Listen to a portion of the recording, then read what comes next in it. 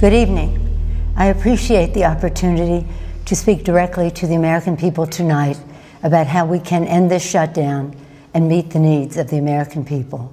Sadly, much of what we heard from President Trump throughout this senseless shutdown has been full of misinformation and even malice.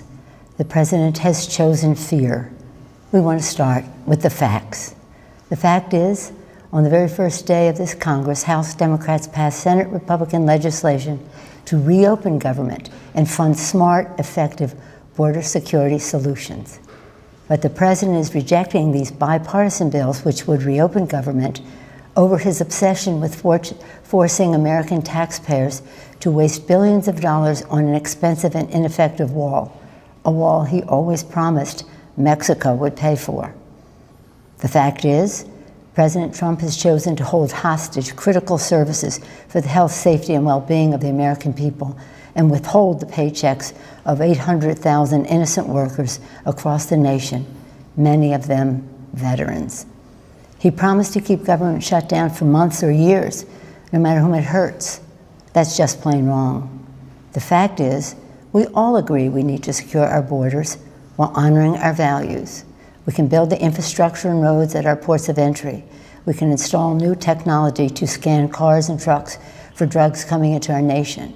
We can hire the personnel we need to facilitate trade and immigration at the border. We can fund more innovation to detect unauthorized crossings. The fact is, the women and children at the border are not a security threat. They are a humanitarian challenge, a challenge that President Trump's own cruel and counterproductive policies have only deepened. And the fact is, President Trump must stop holding the American people hostage, must stop manufacturing a crisis, and must reopen the government.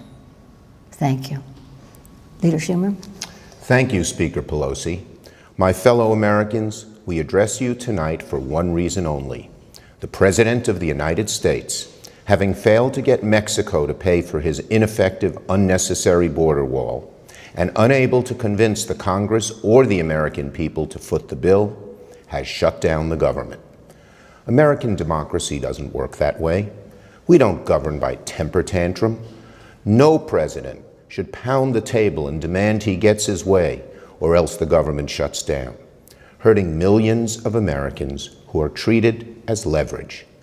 Tonight, and throughout this debate and throughout his presidency, President Trump has appealed to fear, not facts, division, not unity. Make no mistake, Democrats and the president both want stronger border security.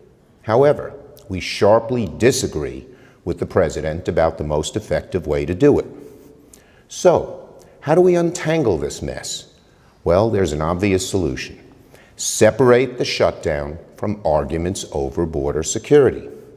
There is bipartisan legislation supported by Democrats and Republicans to reopen government while allowing debate over border security to continue.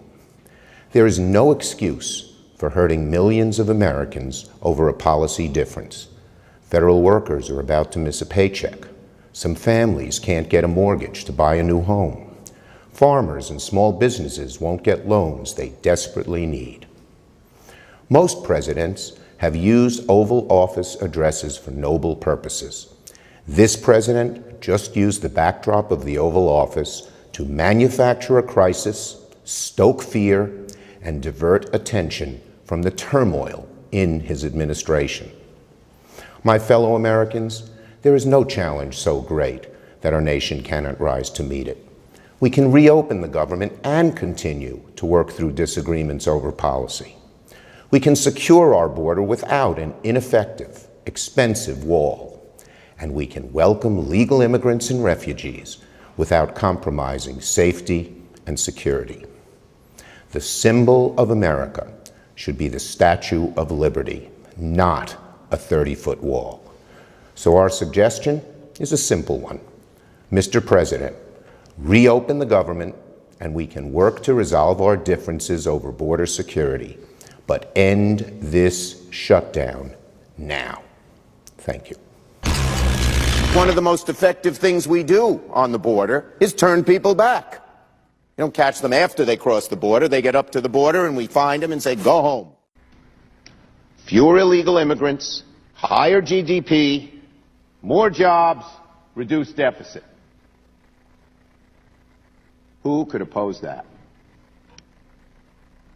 I don't know of anybody, Madam President, if they care about America. We know that keeping our borders safe from dangerous gang members, drug dealers, and human traffickers is critical. We let cross the border millions who take jobs away from American workers. I want to make it extremely clear that first and foremost, we are committed to ending the waves of illegal immigration that we've seen in the last 30 years. Crossing the border without permission from the government is a crime.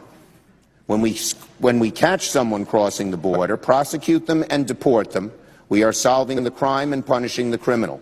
One of the most effective things we do on the border is turn people back. You don't catch them after they cross the border. They get up to the border and we find them and say, go home. Make no mistake, our border will be secured as a result of this bill. We appropriate $6.5 billion up front in this bill to bolster our security efforts. Now, for days and weeks, I have heard senators who would oppose any immigration bill saying that our bill does not secure the border, as if these $6.5 billion do not count. But don't say it won't do anything to secure the border. History shows that, of course, it will. We must create a system that converts the current flow of primarily low-skilled illegal immigrants into the United States into a more manageable and controlled flow of legal immigrants who can be absorbed by our economy. Let me elaborate. The first of these 7 principles is that illegal immigration is wrong, plain and simple. Until the American people are convinced that we will stop future flows of illegal immigration, we will make no progress on dealing with the millions of illegal immigrants who are here now and on rationalizing our system of legal immigration. It's plain and simple and unavoidable. When we use phrases like undocumented workers, we convey a message to the American people that their government is not serious about combating illegal immigration, which the American people overwhelmingly oppose. If you don't think it's illegal, you're not going to say it. I think it is illegal and wrong, and we have to change it.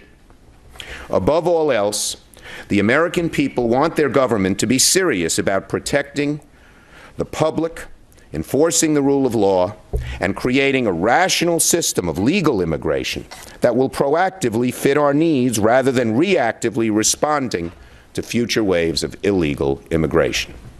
People who enter the United States without our permission are illegal aliens, and illegal aliens should not be treated the same as people who entered the U.S. legally.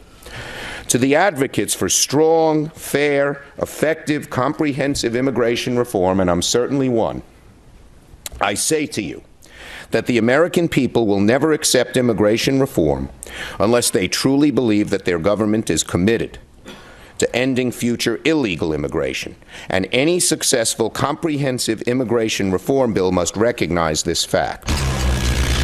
We all agree on the need to better secure the border and to punish employers who choose to hire illegal immigrants. We are a generous and welcoming people here in the United States, but those who enter the country illegally and those who employ them disrespect the rule of law, and they are showing disregard for those who are following the law. We simply cannot allow people to pour into the United States undetected, undocumented, unchecked, and circumventing the line of people who are waiting patiently, diligently, and lawfully to become immigrants